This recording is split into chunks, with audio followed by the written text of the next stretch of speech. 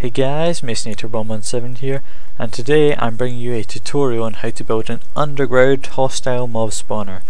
Now I've already made a tutorial on how to build a mob spawner, but it was above ground, and sometimes it can look pretty ugly in your world, so building an underground one is much better choice for people who don't like ugly structures, or for someone that's just started out playing the Minecraft world that they're in, as you get quite a lot of iron from digging a big cave, because that's basically what it is. It's a big cave underground. So I'll get right to it.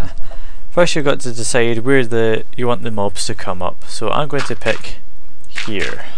This is where the mobs are going to come up, and you've got to dig down 24 blocks.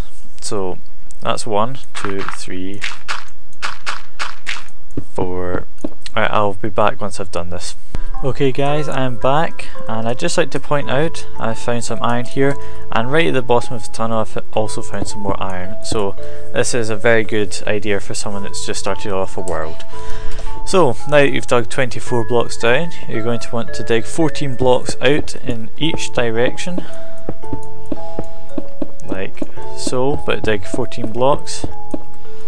So you've got basically a big cross, and I'll be back once I've done that to show you what it looks like. Okay guys, I'm back, and as you can see I've dug along 14 blocks each way. So now you can sort of see the outline of a big box. This is the sort of big box. So what I like to do now is I like to go dig around 14 here, and once I've done that I will dig along to the left another 14, so I outline these boxes, and once I've outlined all these boxes I will then dig out the boxes. So I'll make the outlines and then I'll be back. Okay guys, I'm back, and as you can see I've dug all the way around, and this just helps define where you want to dig. So the actual mob spawner is 30 by 30, that's why I was wanting to dig 14 blocks out, because we already have these blocks in the middle. If you include this, it's 15 blocks that way, and if you could include this, it's 15 blocks that way. So 30 by 30. Now comes the long bit. You're going to want to dig out all this whole block, and once I've done this whole block I'll come back and show you what it looks like, and then you have to do it for all other 3 blocks. This will take quite a long time, but it's well worth it in the end, so I'll be back in a minute. Okay guys, I'm back, and as you can see there is just a big gap where that block used to be, and unfortunately you're going to have to do it for all 3 of these blocks, and it will take a while, but you will find iron. There's iron here. I'm sure I saw somewhere else, maybe not, but anyway, you will find quite a lot of iron, which will help you, as well as coal. You can see quite a lot of coal. So I'll be back once I've dug out the other 3 of these boxes. Okay guys, I'm back, and as you can see the whole place is cleared out. So what you need to do now is, where you have your hole down, you want to dig down another 2. So it's right down below, so you can just fall straight into it. And then what you need to do is dig out to the very sides, except from leave 2 blocks. So I will be digging up to here, and I'll do that on all sides, there, all the way along. I'll do that for all the sides, and then I'll be back. Right guys, I'm back, and as you can see there's left 2 blocks there, 2 blocks there, 2 blocks there, and 2 blocks there. So this is where your water currents are going to be, although we're not done yet. We're going to, from over here, if you count along, I think it's 7 blocks, so it's 1, 2, 3, 4, 5, 6, 7, and then 7 and 8 you dig out. So you take this out to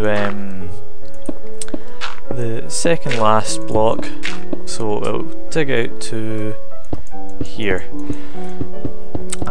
This is just because the water currents work best this way, and I like having a 6x6 block spawning pads. That's what I did in my spawning pad, hostile monster spawner that I had that was above ground, so 6x6 pads there as well. This is just slightly bigger and underground, but it's generally the same 6x6. So what you're going to want to do is do that for every single bit, both ways. So I'll do it here as well, and then I'll do it across both sides. So then it will turn out, so it'll be lots of 6x6 pads basically. So I'll be back once I've done that, and I'll show you then. Right, I'm back, and as you can see, I've dug all the way along. It's basically a big sort of square with sides on it around your cross. So each of these blocks should be 6x6. It's 1, 2, 3, 4, 5, 6. 1, 2, 3, 4, 5, 6. Yes. So they're all 6x6, and now we'll get on to putting the water source blocks down.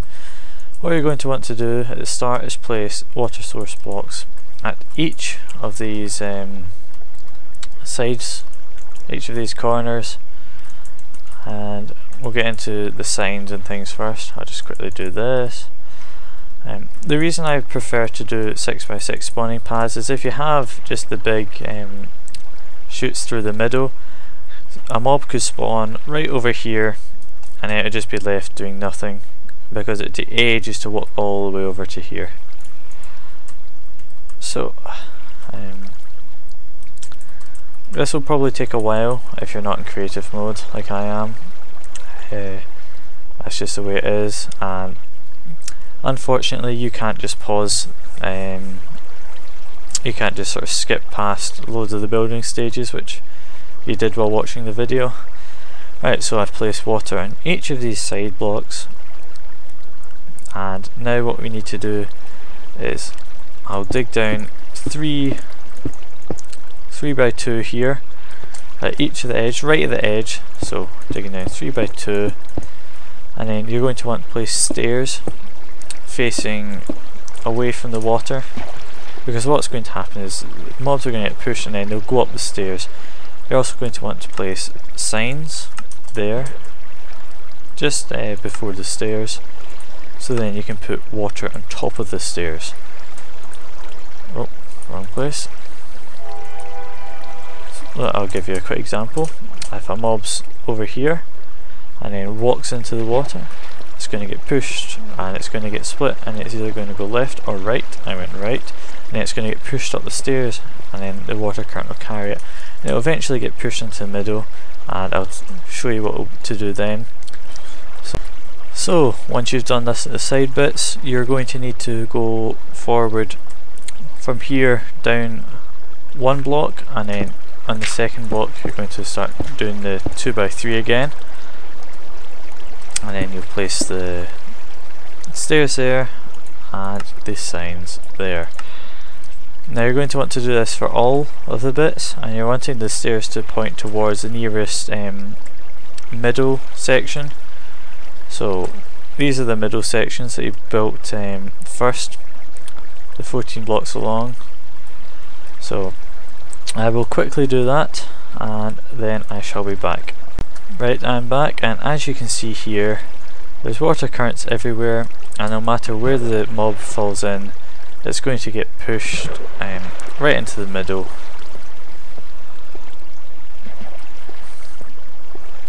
Now you're going to need quite a lot of signs here, so I'll show you what to do. You're going to have to place 2 signs here. Oh, move about a bit, and you're going to have to place a sign on this one so that it points that way.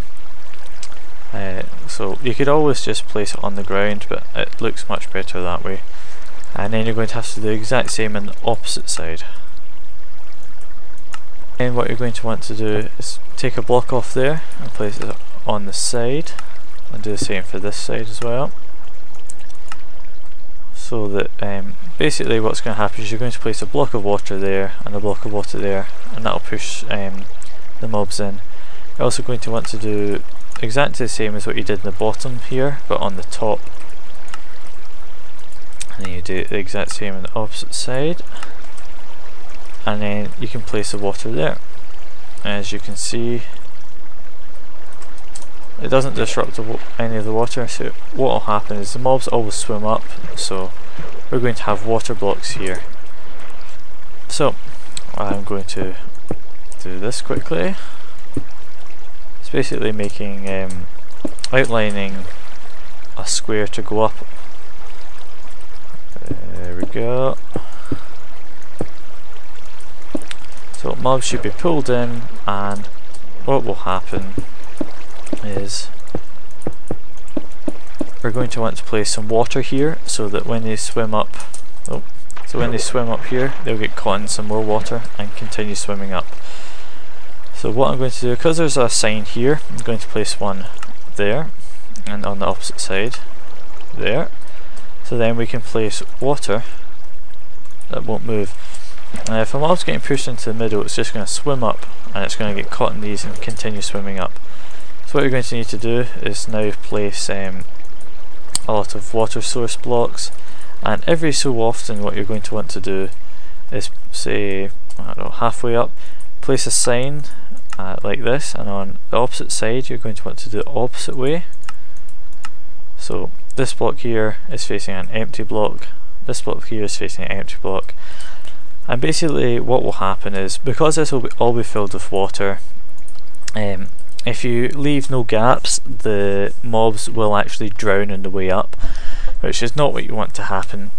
So if you have air bubbles, which is basically what the signs are, then that won't happen. So, because they'll get air here. I know this isn't very logical in real life, but in Minecraft it works. So once I've filled this all with water, I'll be back. So now that I have water all the way up, you're going to want to make a killing machine, or if you're wanting to make an XP machine, what you want is to make this a bit taller, and so that the mobs will fall off, like get pushed off and fall and get hurt, and then you can just punch them to death. But what I'm going to do is just make a quick killing machine. So this will kill the mobs automatically as they come up and drop their loot. I'm actually going to make this slightly taller. If I'm going to make this out of glass, I'll make it so you can see the mobs. But there's quite a lot of killing machines you can do. I'm just using the one I prefer. It's nothing really special, but it deals with spiders pretty well, which a lot of mob traps can't do, because spiders can be very tricky as they get under 1 block high blocks, and when I first started making mob traps, I had a lot of trouble with spiders. They just managed to get through all my traps, but I finally managed to work out this one. So what you're going to want to do is place 2 water blocks, and as you can see, it's not actually coming over here, so what you're going to want to do is update the blocks, and you can do that by placing water blocks over here and then taking them away. And as you can see, that's going to make the water flow a bit longer, so I'm actually just going to make it flow a bit more. Okay, I think that's at its maximum, and what we're going to do now is we're going to place signs here, and then what we're going to do is we're going to go up,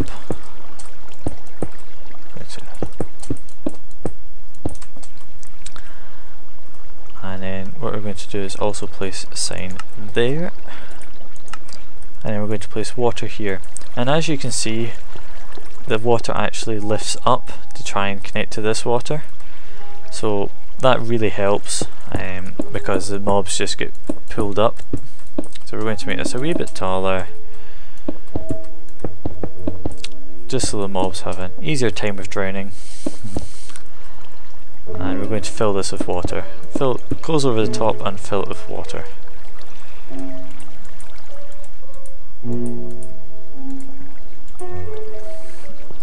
So now the mobs will come up here, and then swim up, because that's what mobs always do, and then they'll drown.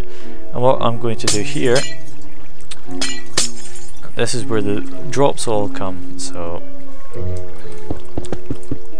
what you can do is you can place pressure plates which will stop water flow. They should be in redstone. Here we go. Wooden pressure plates or stone pressure plates, and then we'll place water here. So I'll just show you quickly. If I drop some torches in here, they're all going to get pushed all the way down, and then they'll fall here, and if you just stand here they'll come straight to you. So you're going to want to cover this over so that mobs don't escape, because that wouldn't be too good if you're AFK and some mobs manage to get out and kill you. And before I close this over completely, I'm going to want to go down and take away all the torches, and then I'll set the time to day, because as mobs don't spawn in light, if you have light down here they won't spawn at all, which is not what you want, seeing as this is a mob spawner. If you have lit up loads of caves round about here, this will work really effectively. But if there's a load of caves that have not been lit up properly, oh, took away a sign there. Oh dear, I'll fix that. But if there's I'll take away the torches first. If there's a lot of caves that still have no light in them, mobs will spawn there instead of in your mob spawner, which is not what you want. So I'd advise you light up as many caves as possible, and I'll be back once I've done everything here. Okay guys, I'm back, and just for demonstration purposes I have spawned quite a few mobs down there with the spawn mob egg, as you can see there. And so once they decide to come up, I'll go down and watch them. Here's the first skeleton. He's swimming up and he'll get caught in the current and get pushed all the way along here, and then he'll swim up, because that's what mobs do, and eventually he'll drown and drop all his loot down into here. This is just a graphical glitch, it's actually still up there. As you can see, there's creepers. That's just a graphical glitch, there we go. And spiders get caught in this trap as well. There we go, they're dying now. As you can see, there's still monsters out here at the moment because it's been night. And there you go, there's some items dropping. If you liked this video, please comment, rate and subscribe, and I'll see you next time.